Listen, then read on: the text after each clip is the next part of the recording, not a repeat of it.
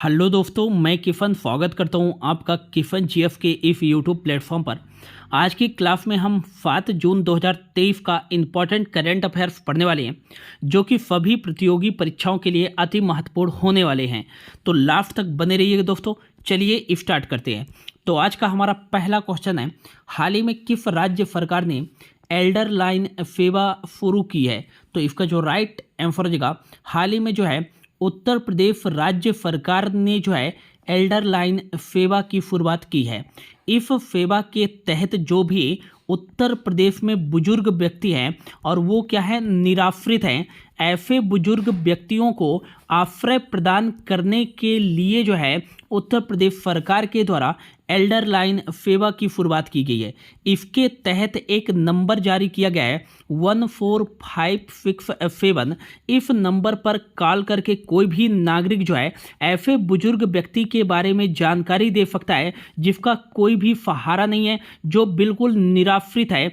ऐसे बुजुर्ग व्यक्तियों को जो है आश्रय दिया जाएगा। कहाँ? आश्रम में। ये आपको याद रखना है। और इफ जो है एल्डर लाइन सेवा का मुख्य जो उद्देश्य है कि जो बस स्टेशनों में जो है जो भी बुजुर्ग व्यक्ति रहते हैं या रेलवे स्टेशनों में जो भी बुजुर्ग व्यक्ति रहते हैं, ऐसे बुजुर्ग व्यक्तियों को जो है आश्रम में आश्रय प्रदान करना इफ जो है एल्डर लाइन सेवा का प्रमुख उद्देश्य है। और यह एल्डर लाइन सेवा 14567 की शुरुआत जो है उत्तर प्रदेश राज्य सरकार के द्वारा की गई है। अब उत्तर प्रदेश राज्य सरकार के द्वारा जो है इस सेवा की शुरुआत की गई है, तो इंडिया के मैप पे जो है उत्तर प्रदेश कहाँ पास स्थित है?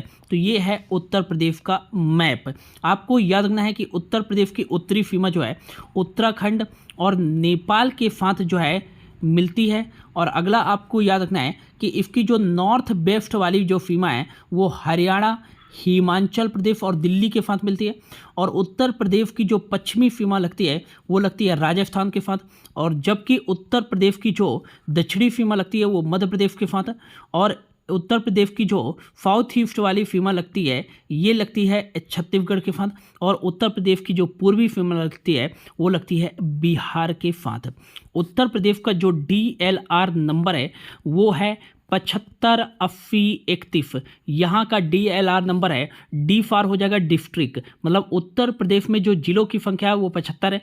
L फार हो जाएगा लोकसभा की सीटें, मतलब कि जो उत्तर प्रदेश में लोकसभा की सीटों की संख्या है वो 80 है। और R फार हो जाएगा राज्यसभा की सीटें, मतलब उत्तर प्रदेश में जो राज्यसभा की सीटें है वो है 31 है। उत्तर प्रदेश का जो विधानमंडल है वो एक सदनी नहीं है, यहाँ का जो विधानमंडल है वो 2 सदनी है, मतलब यहाँ विधानसभा की भी सीटें हैं और विधान परिषद की भी सीटें हैं। उत्तर प्रदेश में विधानसभा की सीटें 403 है और विधान परिषद की जो सीटें हैं वो 100 है। मतलब भारत का एकमात्र ऐसा राज्य है जहां सबसे अधिक जो है विधान परिषद की सीटें है, और वो कौन सा राज्य है? उत्तर प्रदेश है। ये आपको याद रखना है। उत्तर प्रदेश के मुख्यमंत्री जो है वो है योगी आदित्यनाथ। योगी आदित्यनाथ यहाँ के मुख्यमंत्री हैं। और यहाँ के जो वर्तमान में गवर्नर हैं वो कौन है? तो आनंदीबेन पटेल। आनंदीबेन पटेल, ये आपको याद रखना है। अगला आपको याद रखना है कि बच्चों का डिजिटल हेल्थ कार्ड, बच्चों का डिजिटल हेल्थ कार्ड बनाने वाला भारत का पहला राज्य कौन सा है? तो ये आपको याद रखना है, ये भारत का पहला राज्य बन गया है बच्चों का डिजिटल हेल्थ कार्ड बनाने वाला। उत्तर प्रदेश पहला राज्य बन गया है। नेक्स्ट आपको याद रखना है कि विश्व का पहला जटायु एशिया जो है गिद्ध संरक्षण केंद्र जो है वह प्रजनन केंद्र कहाँ स्थापित किया गया है? तो ये उत्तर प्रदेश के महाराजगंज जिले में जो है स्थापित किया गया है। राष्ट्रीय जलवायु सम्मेलन का आयोजन जो है 2023 में ये लखनऊ उत्तर प्रदेश में आयोजित किया गया है। ये भी आपको याद रखना है। चौधरी चरण सिंह जो है इंटरनेशनल एयरपोर्ट कहाँ स्थित है? तो ये उत्तर प्रदेश की राजधानी लखनऊ में स्थित है। और लखनऊ जो है गोमती नदी के किनारे स्थित है। लाल बहादुर शास्त्री इंटरनेशनल एयरपोर्ट ये भारत के आध्यात्मिक शहर वाराणसी उत्तर प्रदेश में स्थित है। ये आपको याद रखना है। एक नाम आपको याद रखना है, आगरा। आगरा को क्या कहा जाता है? तो पेठा नगरी के नाम से जो है जाना जाता है। ये भी आपको याद रखना है। पीलीभीत टाइगर रिजर्व कहाँ स्थित है, तो उत्तर प्रदेश में ही स्थित है। और दुधवा नेशनल पार्क कहाँ स्थित है, तो ये आपको याद रखना है, उत्तर प्रदेश में ही स्थित है। इतनी सारी जानकारी आपको उत्तर प्रदेश से रिलेटेड याद रखनी है। अगला क्वेश्चन है कि हाल ही में खेलो इंडिया यूनिवर्सिटी गेम्स का कौन सा संस्करण आयोजित किया गया है, तो इसका जो राइट आंसर हो जाएगा, हाल ही में खेलो इंडिया यूनिवर्सिटी गेम्स का 3rd नंबर का संस्करण आयोजित किया गया है, तीसरा संस्करण आयोजित किया गया है। नेक्स्ट आपको याद रखना है कि खेलो इंडिया यूनिवर्सिटी गेम्स का कौन सा संस्करण आयोजित किया गया, 3rd संस्करण।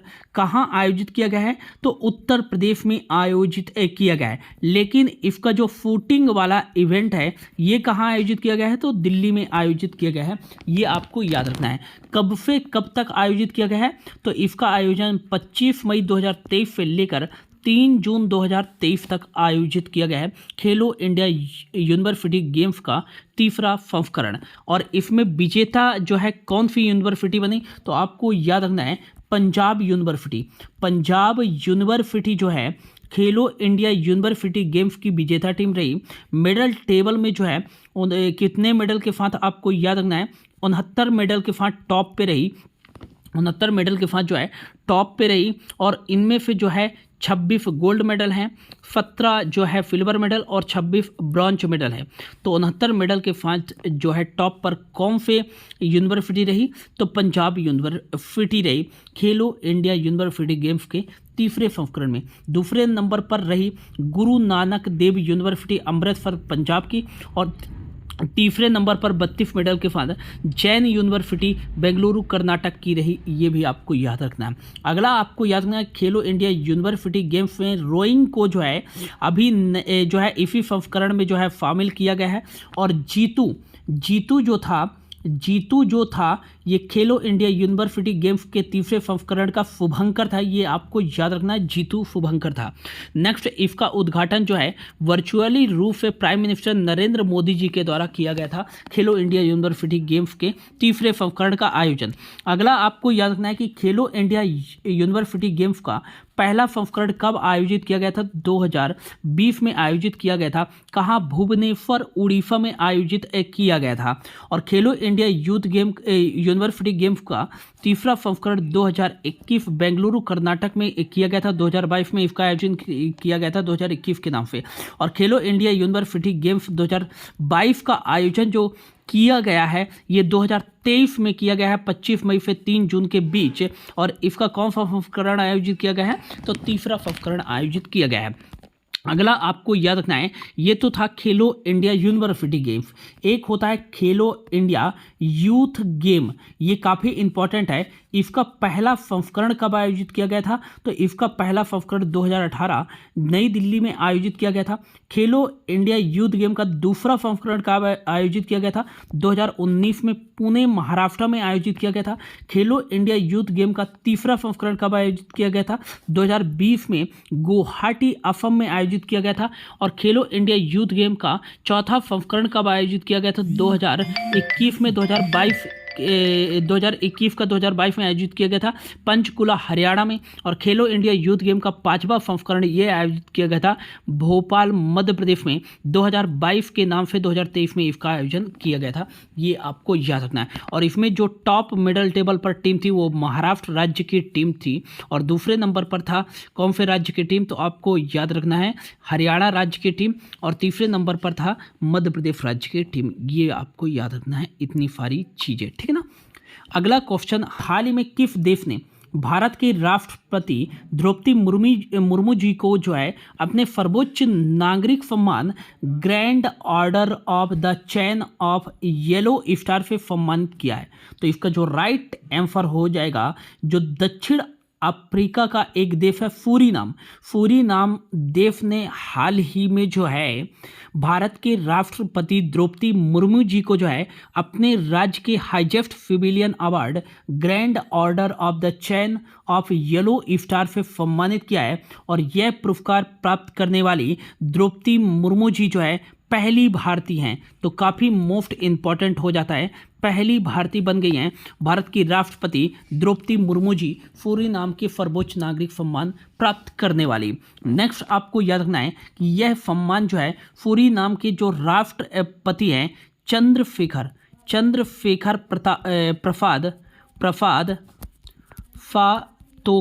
फांतोखी के द्वारा जो है प्रदान किया गया है भारत के राष्ट्रपति द्रौपदी मुर्मू जी को, जो कि सूरी नाम की आधिकारिक यात्रा पर थी। नेक्स्ट आपको याद रखना है सूरी नाम के राष्ट्रपति के द्वारा जो है यह पुरस्कार दिया गया है भारत के राष्ट्रपति को। तो आपको याद रखना है सूरी नाम जो है ये दक्षिण अफ्रीका का एक देश है और ये कहाँ स्थित है, तो आपको याद रखना है इस तरह से कुछ दक्षिण अफ्रीका का मैप होता है, तो ये जो है दक्षिण अफ्रीका के जो है उत्तर पूर्वी हिस्से पर स्थित है सूरीनाम।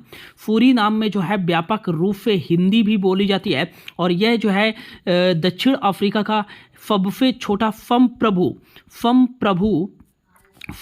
जो है राष्ट्र है, कह सकते हैं देश है। संप्रभु का मतलब क्या है कि एक ऐसा देश जो अपने आंतरिक मामलों पर एवं विदेशी मामलों पर जो है खुद से निर्णय ले सकता है, मतलब किसी दूसरे पर जो है डिपेंड नहीं रहता है, मतलब कोई भी इनके आंतरिक और विदेशी मामलों पर जो है इंटरफेयर हस्तक्षेप नहीं कर सकता है। जैसे इसका उदाहरण दूं कि जैसे हांगकांग है, हांगकांग क्या संप्रभु राष्ट्र है? बिल्कुल नहीं है, क्योंकि ये चाइना के अंतर्गत आता है, मतलब ये खुद ही अपना आंतरिक डिसीजन और विदेशी मामलों पर डिसीजन नहीं ले सकता है। जब चाइना डिसीजन लेगा तभी जो है इसका जो है ओरिजिनल डिसीजन माना जाएगा। तो हांगकांग जो हो जाएगा एक संप्रभु राष्ट्र नहीं है।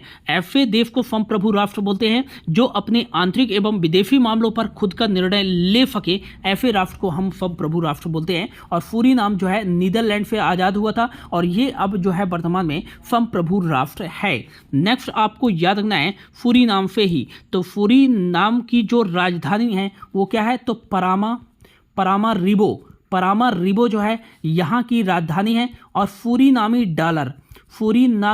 डॉलर जो है यहाँ करेंसी चलती है। एक आपको याद रखना है कि यूरोप के बाहर एकमात्र ऐसा देश है जहाँ की आधिकारिक भाषा जो है डच है, ये भी आपको याद रखना है सूरीनाम से। तो इतनी सारी चीज़ें आपको याद रखना है, ठीक है ना। अगला जो क्वेश्चन है कि हाल ही में लेवेंडर महोत्सव का आयोजन कहाँ किया गया है, तो इसका जो राइट आंसर रहेगा ऑप्शन बी। हाल ही में जो है लेवेंडर महोत्सव का आयोजन जो है जम्मू कश्मीर के भद्रवाह घाटी में जो है इसका आयोजन किया गया है। इसका उद्घाटन जो है केंद्रीय विज्ञान एवं प्रौद्योगिकी राज्य मंत्री जितेंद्र सिंह जी के द्वारा जो है इसका उद्घाटन किया गया है। लेवेंडर महोत्सव का इंपॉर्टेंट है, आपको याद रखना है। लेवेंडर जो होता है एक प्रकार की जड़ी बूटी होती है जो काफ़ी स्वाद एवं सुगंधित जड़ी बूटी होती है, जिसका उपयोग जो है विभिन्न प्रकार के व्यंजनों में किया जाता है स्वाद लाने के लिए। विभिन्न प्रकार की मिठाइयों में जो है इसका प्रयोग किया जाता है लेवेंडर का। तो लेवेंडर की खेती को बढ़ावा देने के लिए जो है यह लेवेंडर महोत्सव का आयोजन किया गया है जम्मू कश्मीर के भद्रवाह घाटी में, ये आपको याद रखना है। अब जम्मू कश्मीर में इसका आयोजन किया गया है, तो जम्मू कश्मीर से आपको याद रखना है यहाँ की दो राजधानियाँ, एक तो है श्रीनगर जो है ये जो है जम्मू कश्मीर की विंटर कैपिटल है और जम्मू कश्मीर की समर कैपिटल है। जम्मू कश्मीर की जो एलजी है लेफ्टिनेंट गवर्नर है वो है मनोज सिन्हा। यहाँ की 5 जो है ऑफिशियल लैंग्वेज है। पहली जो है आपको याद रखना है यहाँ डोंगरी भी ऑफिशियल लैंग्वेज है जिसे हाल ही में जो है आधिकारिक भाषा का दर्जा दिया गया था। हिंदी भी यहाँ की ऑफिशियल लैंग्वेज है, इंग्लिश भी यहाँ की ऑफिशियल लैंग्वेज है और यहाँ की जो है आपको याद रखना है उर्दू भी ऑफिशियल लैंग्वेज हैं। और अगला आपको याद रखना है डोंगरी, हिंदी, इंग्लिश, उर्दू और एक जो है आपको याद रखना है कश्मीरी जो है, ये 5 जो हैं यहाँ की ऑफिशियल लैंग्वेज है। नेक्स्ट आपको याद रखना है कि जम्मू कश्मीर को यूटीज का दर्जा, केंद्र शासित प्रदेश का दर्जा कब दिया गया था, तो 31 अक्टूबर 2019 को इसे केंद्र शासित प्रदेश का दर्जा दिया। यहाँ विधानसभा की सीटें जो है 114 है और यहाँ का जो DLR नंबर है वो 20,0504 है, मतलब 20 यहाँ जिले हैं, 5 लोकसभा की सीटें, 4 जो है राज्यसभा की सीट है। अगला आपको याद रखना है जम्मू कश्मीर के कठुआ जिले की कठुआ जिले की जो है विश्व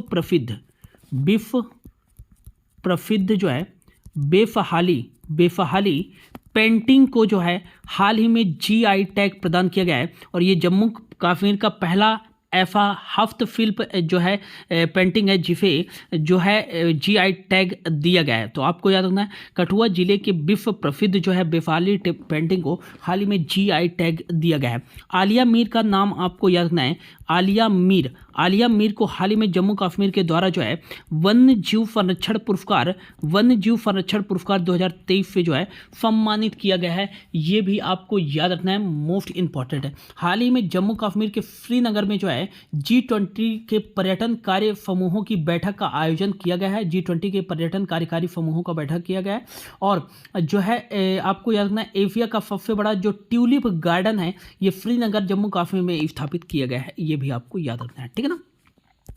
नेक्स्ट क्वेश्चन है, हाल ही में एक्सरसाइज एकाथा अभ्यास भारत और किस देश की नौसेना के बीच आयोजित किया जा रहा है? तो इसका जो राइट आंसर देगा, हाल ही में जो है एक्सरसाइज एकाथा जो है मालदीव में जो है भारतीय नौसेना और मालदीव उनकी नौसेना के बीच आयोजित किया जा रहा है।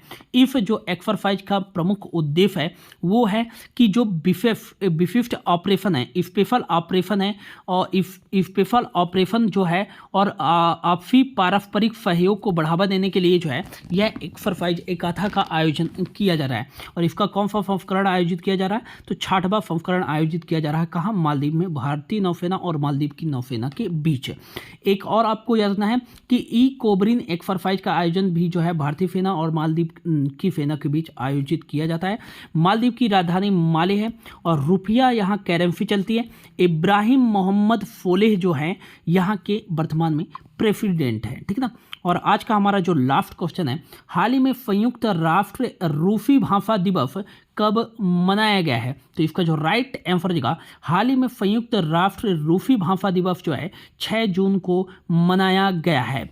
अगला आपको याद रखना है कि इसका जो मुख्य उद्देश्य है मनाए जाने का वो है कि यूनाइटेड नेशन की जो 6 आधिकारिक भाषाएं, उन भाषाओं में से एक रूसी भाषा है। तो इसको बढ़ावा देने के लिए और इसकी प्रशंसा को बढ़ावा देने के लिए प्रत्येक वर्ष 6 जून को जो है संयुक्त राष्ट्र रूसी भाषा दिवस मनाया जाता है। और यह डेट ही क्यों चुना गया? क्योंकि 6 जून को जो है 6 जून को एक रूसी कवि है, रशियन कवि हैं अलेक्जेंडर पुश्किन जो है ये प्रसिद्ध रशियन कवि है। इन्हीं के जन्म दिवस के संरेखित करने के लिए जो है प्रत्येक वर्ष 6 जून को संयुक्त राष्ट्र रूसी भाषा दिवस मनाया जाता है। और अलेक्जेंडर पुश्किन को जो है आधुनिक रूसी भाषा का संस्थापक भी कहा जाता है, ये आपको याद रखना है। और यह दिवस किसके द्वारा स्थापित किया गया था? 2010 में यह दिवस यूनेस्को के द्वारा स्थापित किया गया था। यूनेस्को का फुल फॉर्म होता है United Nation Education and Scientific Cultural Organization, इसका फुल फॉर्म होता है।